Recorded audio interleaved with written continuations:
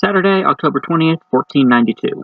Today at sunrise, I weighed the anchors from where I was with the ship and anchored off the southwest point of the island of Saumeto, to which I gave the name of Cabo de la Laguna, and to the island Isabella. My intention was to navigate to the northeast and east from the southeast and south, where I understood from the Indians I brought with me was the village of the king. I found the sea so shallow that I could not enter nor navigate in it, and I saw that to follow a route by the southeast would be a great round, so I determined to return by the route that I had taken from the north-northeast to the western part and to sail round this island. I had so little wind that I never could sail along the coast except during the night, as it was dangerous to anchor off these islands except in the day, when one can see where to let go the anchor, for the bottom is all in patches, some clear and some rocky. I lay to all that Sunday night.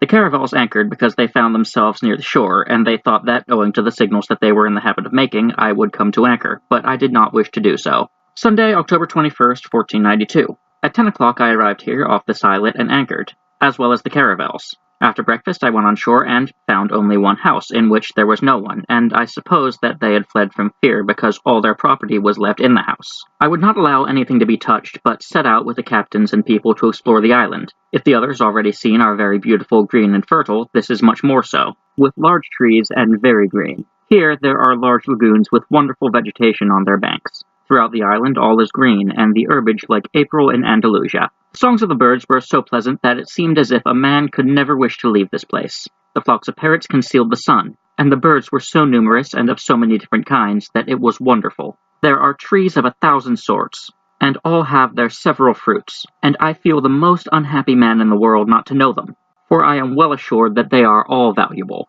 I bring home specimens of them, and also of the land. Thus, walking along, round one of the lakes, I saw a serpent, which we killed, and I bring home the skin for your highness.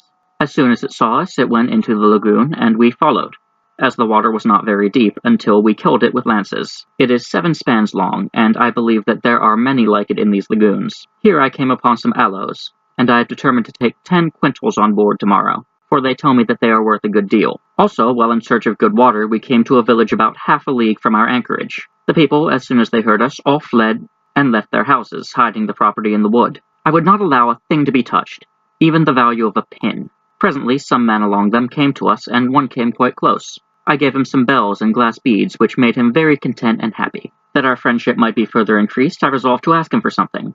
I requested him to get some water. After I had gone on board, the natives came to the beach with calabashes full of water, and they delighted much in giving it to us. I ordered another string of glass beads to be presented to them, and they said they would come again tomorrow.